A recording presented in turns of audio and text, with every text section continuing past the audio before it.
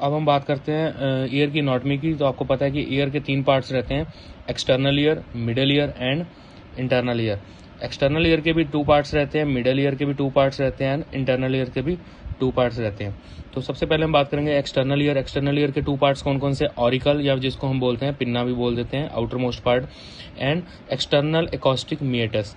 इसमें सबसे पहले आता है आपका ऑरिकल। ऑरिकल क्या है? The outer visible part. आप जैसे देख सकते हो इस डायग्राम में, ये सारा जो है इसको हम ऑरिकल बोला गया। तो ऑरिकल क्या है? जो आउटर विजिबल पार्ट है on either side of your head. आपके हेड के दोनों तरफ आपके जो कान दिख रहे हैं, वो सारी शेप जो है वो है auricle. Directly over your temporal lobe, सीधे आपके टेम्पोरल लॉब पर लगा हुआ है। और जो आपको जानते हैं कि टेम्पोरल लॉब जो आपका responsible for the hearing, speech, memory and some emotions. और क्या करता है ऑरिकल? कलेक्ट करता है sound waves, made up of elastic cartilage, जो क्या करती है? कंटेन ग्लैंड्स करती है, जिसमें आपकी ईयर वैक्स भी रहती है, स्क्रीट करती है ear wax. Lowest part of the auricle is soft because made up of only connective tissue called lobule. जो इसका लोएस्ट पार्ट है ऑरिकल का, वो सॉफ्ट होता है, जैसा कि आप इसको देख रहे हैं, ठीक है। तो ये सॉफ्ट रहता है और made up of only connective tissue called lobule.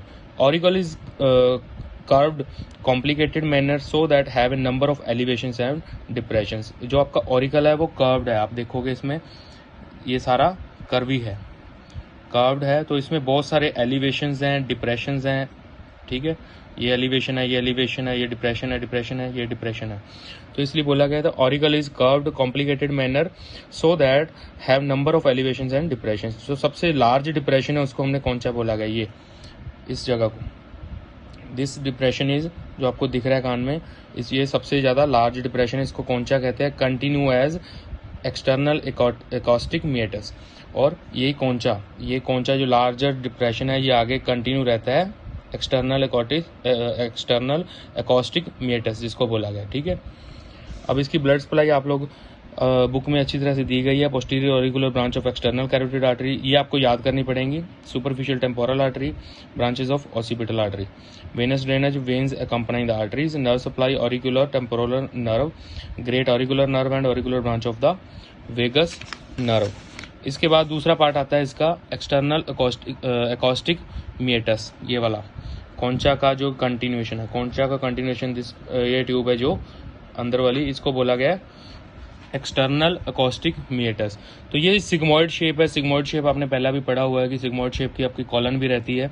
तो सिग्मोइड शेप वर्ड आया है एस शेप से, तो एस शेप के कारण इसको भी सिग्मोइड शेप बोला गया। ये बिल्कुल स्ट्रेट ट्यूब नहीं रहती। Extends from the deep part of the concha to tympanic membrane. तो कहाँ तक एक्सटेंड कर रही है? From the deep part of the concha, concha के डीप पार्ट से लेकर यहाँ पर कहाँ तक जा रही है? टिम्पैनिक मेम्ब्रेन तक। ये आपकी ओब्लिकली जो पड़ी है ये टिम्पैनिक मेम्ब्रेन है। 24 mm लॉन्ग है।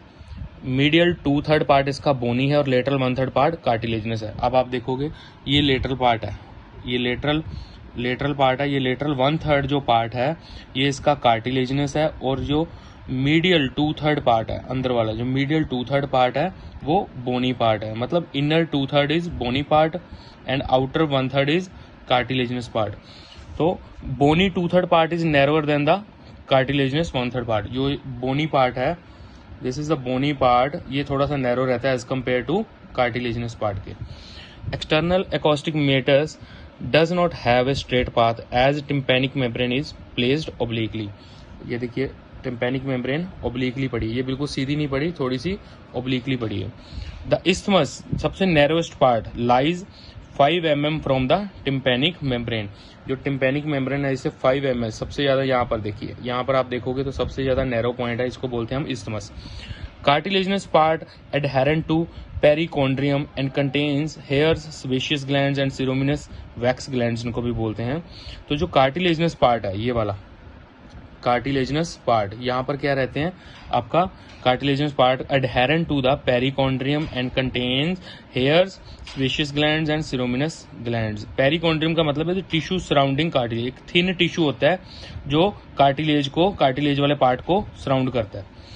जो सिरोमिनस ग्लैंड्स हैं आर मॉडिफाइड स्वेट ग्लैंड्स भी बोला गया उनको। अब उसका पाथ की अगर बात करें हम, एक्सटर्नल एकॉस्टिक मिएटस की पाथ की, तो इनिशियली सुपीरो एंटीरियर डायरेक्शन रहती है इसकी। स्टार्टिंग में क्या रहती है, सुपीरो एंटीरियर डायरेक्शन, देन टर्न कर जाती है सुपीरो पोस्टीरियरली डायरेक्शन और एंड कर जाती है इन्फीरो एंटीरियर डायरेक्शन में। तभी हम जब एक्सटर्नल ईयर में कान जब डॉक्टर देखता है तो कान को थोड़ा सा खींच के ऊपर की ओर आगे की ओर खींचा जाता है कान को, क्योंकि वो स्ट्रेट ट्यूब नहीं है, इसलिए बोला गया initially supero anterior, then supero posterior और एंड में इन्फीरो एंटीरियर पाथ है। तो ये एक्सटर्नल एकॉस्टिक मिएटस का पाथ है। Blood supply, posterior auricular artery, superficial artery, deep auricular branch of maxillary artery, venous drainage, external jugular vein, maxillary vein and veins of pterygoid plexus. Nerve supply, auricular temporal nerve, auricular branch of the vagus nerve. ये आप इसका diagram देख सकते हो। ये सारा external ear, largest depression concha, then continuation as a external acoustic meatus, जिसमें दो पार्ट रहते हैं, एक कार्टिलेजिनस पार्ट रहता है which is 1/3 and 2/3 is a bony part.